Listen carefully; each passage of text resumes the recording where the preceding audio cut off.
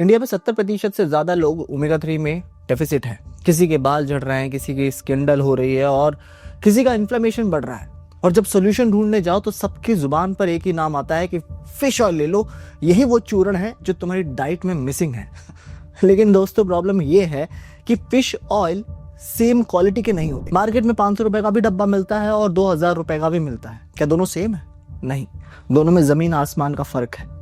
और इसी बीच एक नया प्लेयर आता है जिसको कहते हैं krill ऑयल। हालांकि ये नया नहीं है तो पुराना है, लेकिन फिर भी बहुत कम लोग जानते हैं। इसका नाम सुनते ही आधे से ज्यादा लोग तो यही कंफ्यूज हो जाते हैं, आय हाय ये कौन से कीड़े का नाम है krill। आज के इस वीडियो में मैं आपको कोई साइंटिफिक लेक्चर नहीं दूंगा, बल्कि सिंपल वर्ड्स में बताऊंगा कि तुम्हारी बॉडी को किस टाइप के ओमेगा 3 की जरूरत है।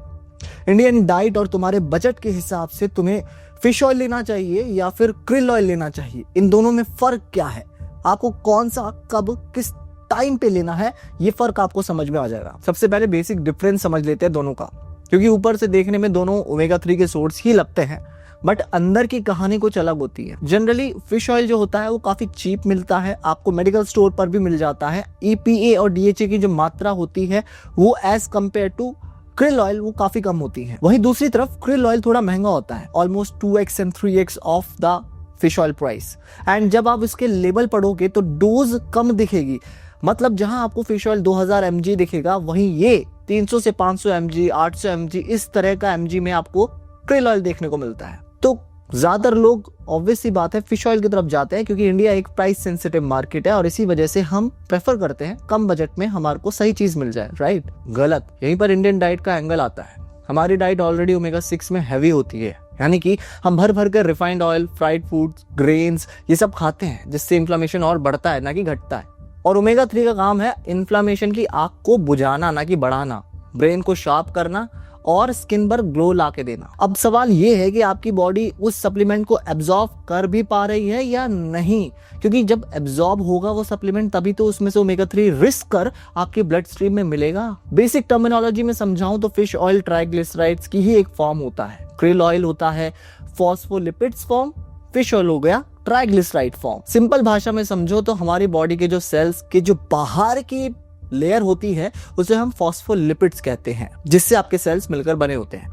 krill ऑयल क्योंकि उसका स्ट्रक्चर बिल्कुल हूबहू हमारे सेल्स की तरह होता है, इसी वजह से आपकी बॉडी उसे तुरंत पहचान लेती है और तुरंत एब्जॉर्ब करना शुरू कर देती है। वहीं ट्राइग्लिसराइड का जो स्ट्रक्चर होता है वो डिफरेंट होने के कारण हमारी बॉडी उसे अच्छे से पहचान नहीं पाती, इसी वजह से उसका आधा ही एब्जॉर्ब हो पाता है और इसी वजह से रिजल्ट भी उसके आधे आते हैं। तो सिंपल सी बात यहाँ पर यह है कि अगर आपका बजट टाइट है तो ऑप्शन आपके लिए एक ही है कि फिश ऑयल ले लो, लेकिन अगर आपके पास बजट अच्छा है तो krill ऑयल आपके लिए बेहतर विकल्प है। आप लोग की प्रॉब्लम यह है कि आप अमेज़न पे जाते हो, प्राइस कंपेयर करते हो, mg देखते हो और आप ऑर्डर कर लेते हो। गलती वहीं पर होती है। रियल डिफरेंस mg का नहीं है, डिफरेंस है क्वालिटी और सोर्स का। ध्यान से सुनना जो मैं बताने वाला हूं। फिश ऑयल बनता है सार्डिन्स और एक्नोवीस से। ज्यादातर फिश ऑयल्स में यही दोनों मछलियों का इस्तेमाल होता है। इनमें EPA और DHA की जो क्वालिटी होती है वो ठीक ठाक होती है, लेकिन फिश ऑयल के साथ सबसे बड़ी समस्या ये है कि वो ऑक्सीडाइज बहुत जल्दी हो जाता है। वैसे जैसे आपने सेब को खाया, थोड़ी देर रख दिया तो वो ऑक्सीडेशन के कारण सड़ना शुरू हो जाता है, वैसे ही इसमें होता है। अगर फिश ऑयल को हवा या धूप लग गई या उसके कांटेक्ट में आ गया तो वो खराब होना शुरू हो जाता है। इंडस्ट्री डाटा कहता है कि मार्केट में मिलने वाले जितने भी ये ब्रांड्स हैं, सस्ते ब्रांड्स हैं, इसमें से 40% ऑलरेडी ऑक्सीडाइज्ड फिश ऑयल बेच रहे हैं। इसका सबसे बड़ा साइन पता है क्या होता है?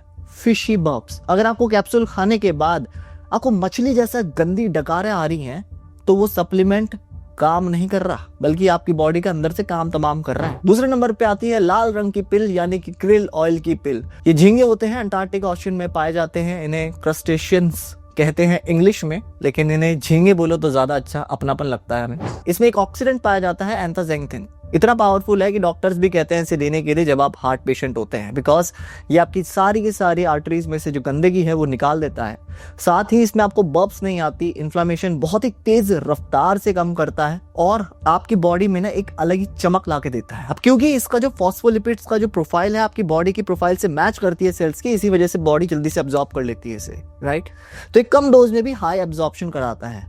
इसका मतलब ये है कि आपको ज्यादा इफेक्ट देखने को मिलते हैं। krill ऑयल के। मतलब जो असर आपको krill ऑयल 500 mg में देखने को मिलेगा वो 2500 mg और फिश ऑयल में भी देखने को आपको नहीं मिलेगा। ये फर्क है। This is the up and down, this is the trade which you have to select कि आपको फिश ऑयल की तरफ जाना है या krill ऑयल की तरफ जाना है। अब छोड़िए, एक बार साइड में रख देते हैं, लेकिन इंडियन डाइट के हिसाब से krill ऑयल को खाना ज्यादा लॉजिकल है। यहाँ पर ना मैं आपको 3 सिनेरियोज देता हूँ, अब आप उसमें से देख लेना कि आप कौन से सिनेरियो में फिट हो रहे हो, और अगर नहीं हो रहे तो कमेंट कर देना, मैं उसके हिसाब से बता दूंगा आपको। सिनेरियो नंबर 1, अगर आप नॉन वेजिटेरियन हो मेरी तरह, जैसे मैं नॉन वेज बहुत ज्यादा खाता हूँ, अगर आप हफ्ते में 1 या 2 बार फैटी फिशेस को कंजम्पशन करते हो, जैसे कि सैल्मन या रोहू या बोंगडा, तो आपको कोई जरूरत नहीं है फिश ऑयल की, ना ही krill ऑयल की। आपको मेंटेनेंस की जरूरत है, यानी कि क्लीन प्रोटीन का सोर्सेज से आप जितना ओमेगा 3 निकाल सकते हो आप निकालो, इससे आपकी बॉडी में इन्फ्लेमेशन कम होगा। तो अगर आप इस कैटेगरी में आते हो, यानी सिनेरियो नंबर 1 में आते हो, देन आपको कोई जरूरत नहीं है। सिनेरियो नंबर 2, वेजिटेरियन या एगिटेरियन लोग। अगर आप वेजिटेरियन हो या एगिटेरियन हो तो आपको सबसे ज्यादा जरूरत है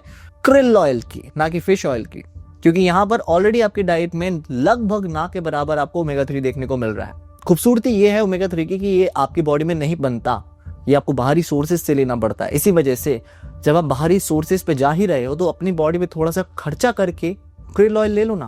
अब कुछ महाशय ये बोलेंगे कि हम तो फ्लैक्सीड से अपना काम चला लेते हैं, अलसी खा लेते हैं, यू नो, लेकिन वो ALA होता है, अल्फा लाइनोनिक एसिड, वो बिल्कुल अलग होता है। ये ऐसे समझ सकते हो कि आपकी बॉडी तड़प रही है ओमेगा 3 को पाने के लिए, यानी कि पेट्रोल के लिए, और आप उसमें डीजल डाल रहे हो जस्ट बिकॉज दोनों का स्ट्रक्चर सेम है। तो इस वजह से आपको krill ऑयल की तरफ जाना है। सिनेरियो नंबर 3, अगर आप जिम जाते हो, आप एस्थेटिक फिजिक मेंटेन करते हो जस्ट लाइक मी, या आप स्किन केयर किसी तरह का करते हो, या फिर आपको स्किन पे ग्लो चाहिए, कोई ना कोई आपको गोल है, देन इन दिस केस आपको krill ऑयल को ही सेलेक्ट करना पड़ेगा। ऑब्वियस सी बात है यार, एंथोसैंथिन जैसा जब आपको कोई एंटीऑक्सीडेंट मिल ही नहीं रहा मार्केट में, तो अगर आपके पास थोड़े बहुत बजट है तो आप जाहिर सी बातों से अपने में लगाओ ना, because you are the best investment of your life, of your entire blood line, you are the best investment. अगर आपके पास पैसे नहीं है, कॉलेज जाते हो, तब हाँ मैं कह सकता हूँ एक अच्छा ट्रिपल स्ट्रेंथ वाला फिश ऑयल लगा सकते हो, क्योंकि ऑब्वियसली आप जिम भी जाते हो। लेकिन ये सोच लेना कि मैं 400 रुपए या 200 रुपए वाला फिश ऑयल ले लूंगा, उससे मेरी बॉडी बन जाएगी, उससे मेरा इन्फ्लेमेशन भी खत्म हो जाएगा, उससे मेरे को स्किन पर ग्लो आ जाएगा, फिर तो वैसी बात हो गई कि मैं फेयर एंड लवली लगा कर एकदम चमक जाऊंगा और सारी चीजें मुझे मिल जाएगी। अब सबसे इंपॉर्टेंट चीज, डोज कितनी लेनी है, कौन से ब्रांड का लेना है, कब लेना है और किस तरह लेना है, वो जान लेते हैं। देखो, अगर आप बिगिनर हो और आप फिश ऑयल की तरफ जा रहे हो तो 1000 से 1500 mg के बीच में EPA एंड DHA का कंबाइंड वैल्यू होनी चाहिए 1500 से ऊपर। लेबल पीछे से पढ़ लेना, EPA और DHA को प्लस करना, जैसे कि 400 mg ऑफ EPA DHA होगा 500 mg, तो उसका प्लस कितना हुआ 900।